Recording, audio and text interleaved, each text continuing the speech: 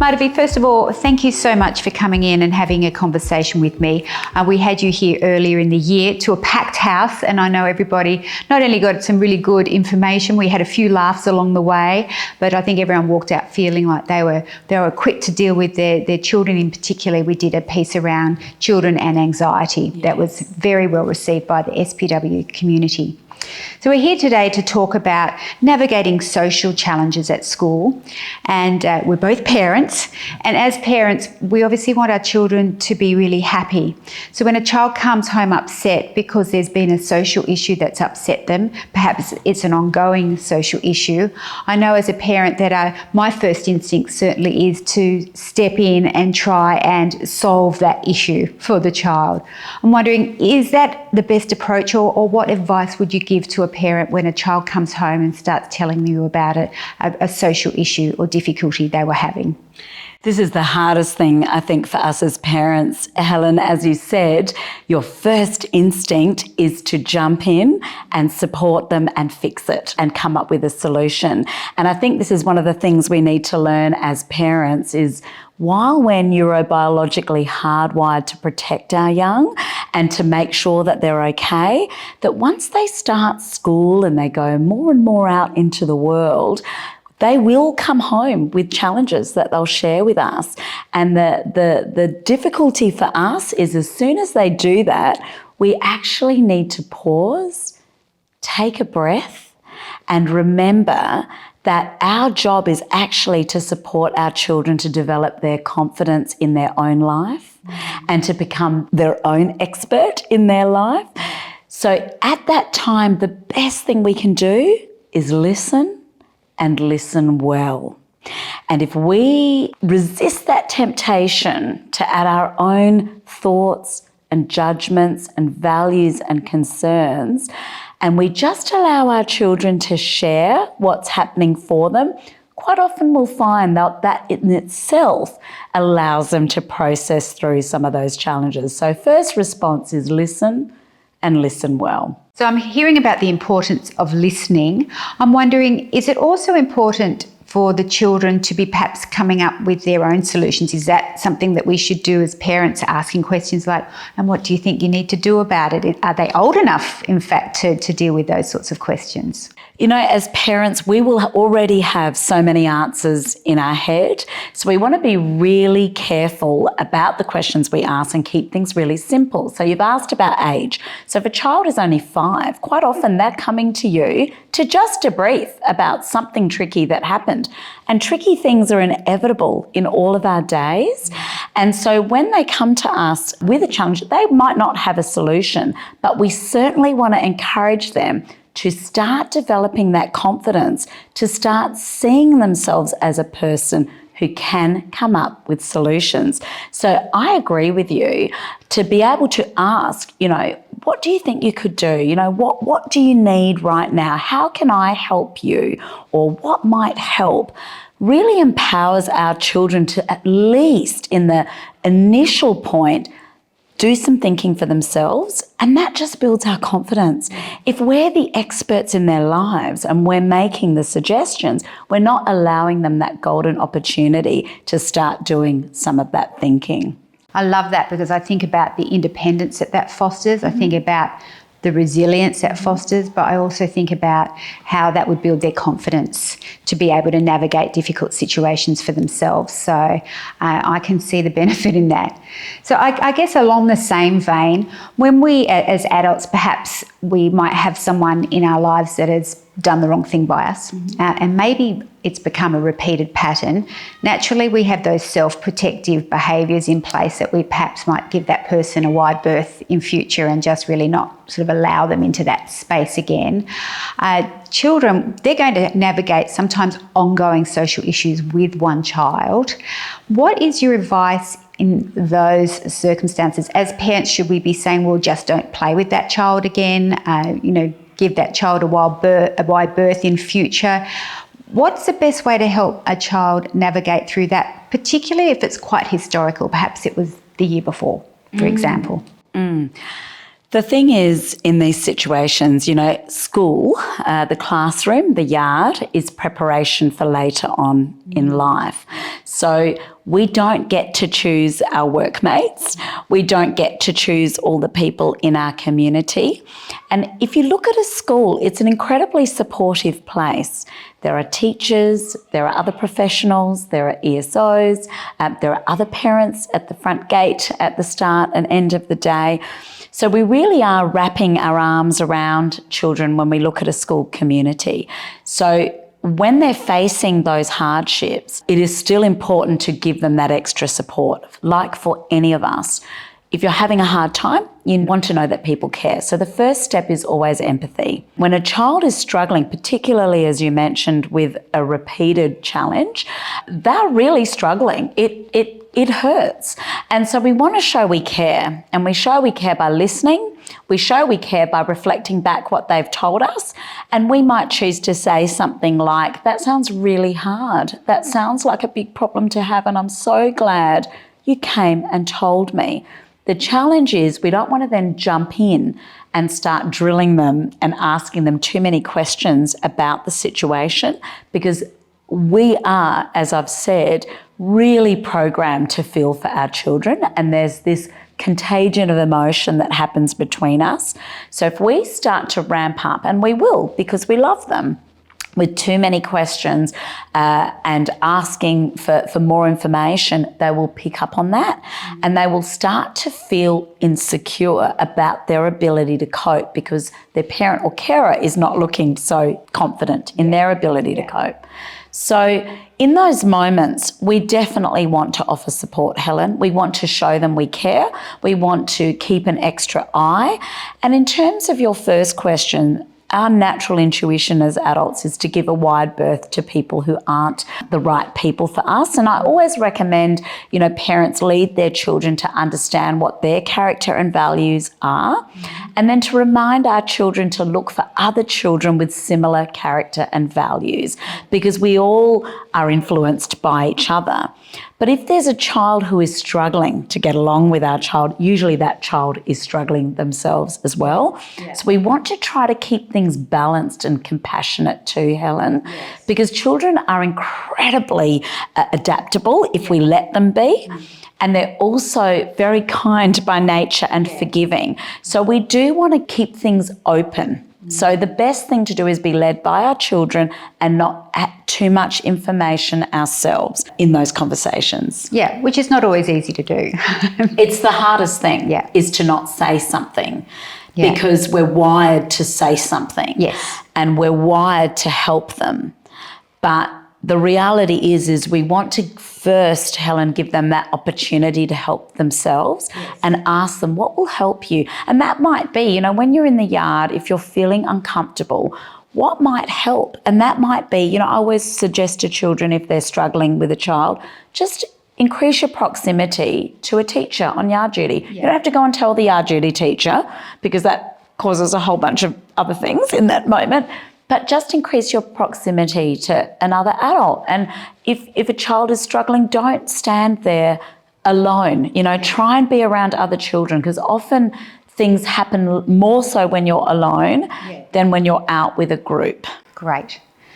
The other thing I've been thinking about is certainly when I was at school, there wasn't a whole lot of diversity like we have now. So children that perhaps had a neuro difference perhaps weren't in mainstream schooling, which I don't necessarily think was a good thing. From your perspective, Madhavi, I'm interested, what do you see are the challenges and what do you see are the advantages of having this neurodiversity in our classrooms for our children? We'll start with the challenges, and the challenges are actually good for our children. So that's the good news. Right.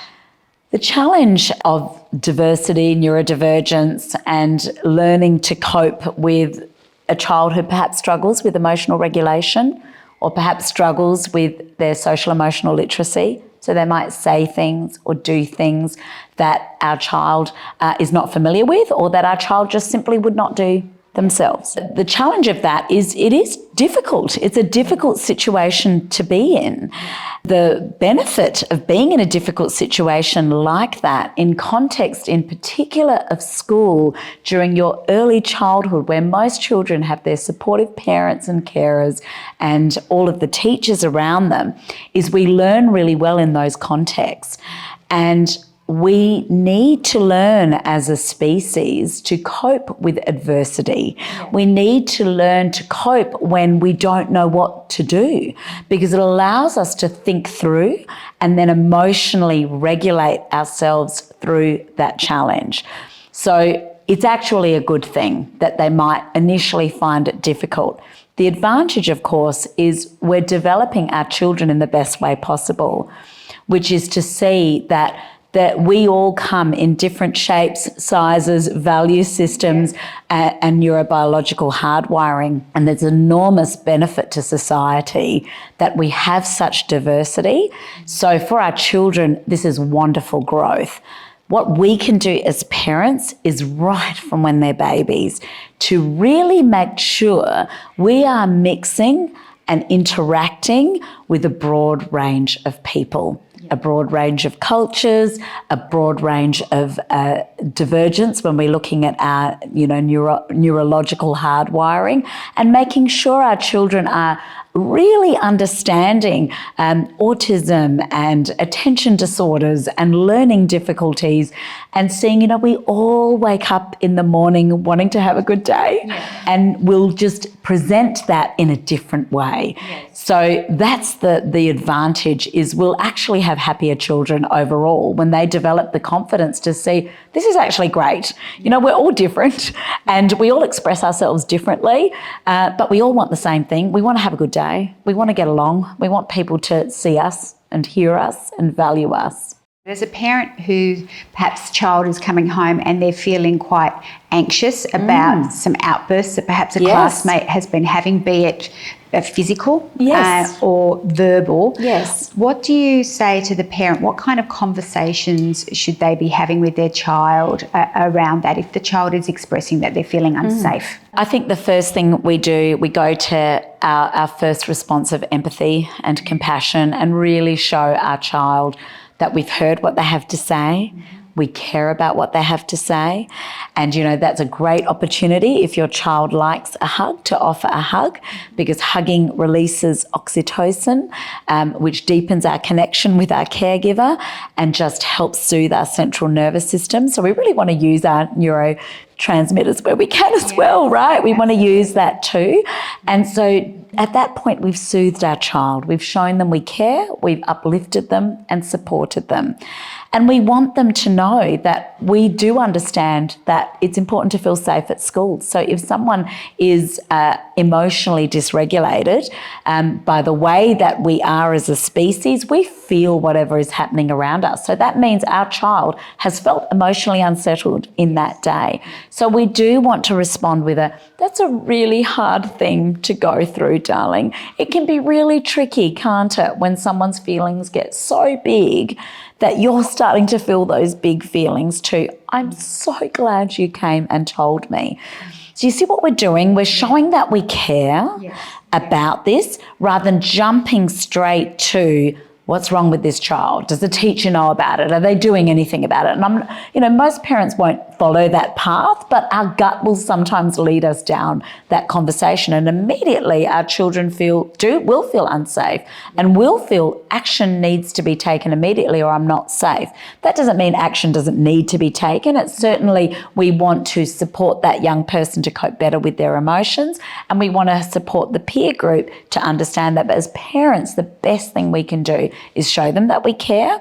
And then we can also help them by perhaps asking the question, Helen, you can ask your child, what do you think's going on for that little boy? What do you think's going on for her? And when you ask that question, you're actually allowing your child to develop that perspective taking and really see it from that other child's perspective. And you see, you're still not asking them, just forgive and forget, it's fine, some days that's going to happen. It's just a matter of allowing your child to really tune into their own value system and really think through it. And then you can certainly have those conversations with their teacher and say, look, my son's really, really struggling with so-and-so's big feelings. Is there a way to perhaps help them? What can we do at home to support them? And just let teachers know. Teachers care. They wouldn't have chosen this job if they didn't. Yeah. And so just let them know my child's having a hard time. But I think if we support our children at home and show what you've just brought to me matters, let's just feel better about it. What do you think will help you feel better? We're really helping them cope in a healthy and constructive way that is growing them as an individual too. I love that. And I also like the piece that if it's something that is ongoing, that of course the parents or caregivers to bring the school into that conversation so we're aware and that we can really help support your child here from the school's perspective as well. I think that's very important. So now I'm going to ask you to do something a little tricky because we've had a really good conversation, but if you were to distill into 5 top tips for helping your child successfully navigate social difficulties at school or even just the social landscape that is a school, what would your top 5 tips be? The first thing we can do is really help our children understand their values and their character. Our children need to know who they are. When we know who we are, no one can take that from us. So speak to our children once we know what that is. Compliment them on it. You are so kind. You are so inclusive. You are so thoughtful. And our optimism in our children becomes their optimism in themselves. And when we focus on their character above all else, they truly develop a strong sense of self, which leads to great success socially, emotionally, and academically. I love that. The second tip is to listen without fixing. Very difficult to do. Again, really difficult to do. This is the wonderful gift our children give us, Helen. They teach us to upskill in ways that have this incredible influence on them and their lives and everybody who encounters our little people. So when we listen without fixing, we just show them, empty your heart, empty your thoughts. I'll hold this for you. And I'll be in that space. And when we listen without judgment and we listen without suggestions, at least initially, we allow them to truly explore what's on their mind without our adult agenda coming in. And then, Helen, we can ask, would you like my advice or would you like me to just keep listening? Love it. The third tip is help them feel capable in their lives. Help them feel that they are actually the expert on them. And this is where we have to be really aware as parents of our own triggers, of what our own childhoods were like. And sometimes if we're an extrovert and our child is introverted, that might be a trigger, or vice versa. Our children can only be who they are, and we want them to feel really confident in that. So we want to ask more questions than giving answers, and we want to keep turning the tables back onto them. What do you think about that? Tell me more, or how come, rather than giving all of the answers away. My fourth tip is help them find their people. So once our children have a really good understanding of their character and their values, we want to help them look out for people who share similar character and values. We unite in friendship when we look at another person and we think, oh, you get that. I get that too. And also helping them really find out what their hobbies and interests are, because that is also where they will find their people. Yes. So we want to support them to have a connected group of people around them who want the best for them. And this can be really tricky because sometimes they'll make choices or seek out people that aren't necessarily good for them. Yes. And then we also have to be silent and try really hard not to jump in and put our opinion in, because that can really backfire. And so perhaps we can ask our children, how do you feel after you've spent time with so-and-so, in the most non-judgmental way we can. Yes. And so then we're really helping our children tune into how different people make them feel a different way, and they start learning to tune into their gut. Lastly, if your child is struggling socially or emotionally, I think it's a really good idea to seek some extra support. And I'd start by asking the teacher, how do you think they're going?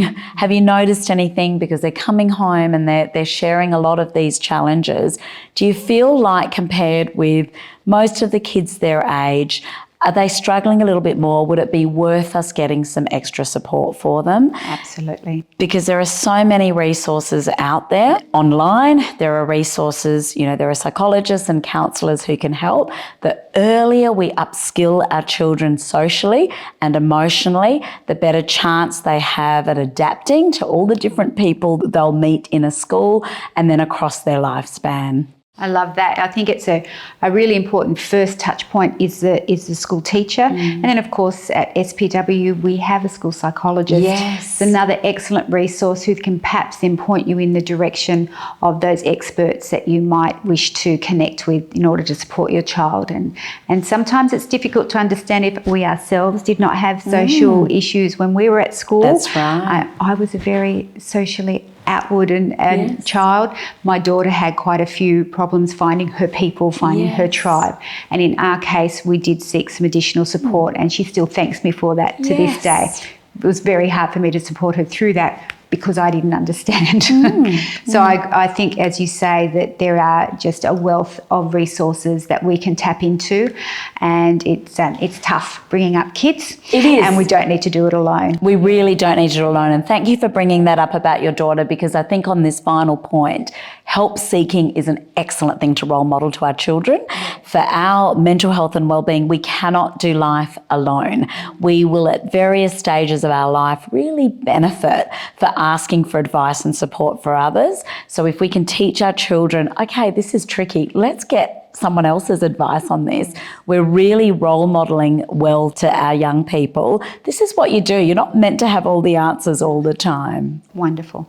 Well, thank you so much. I love those 5 top tips that you've distilled that conversation into for us, and it's just been wonderful having you here. It's wonderful being here. Thank you.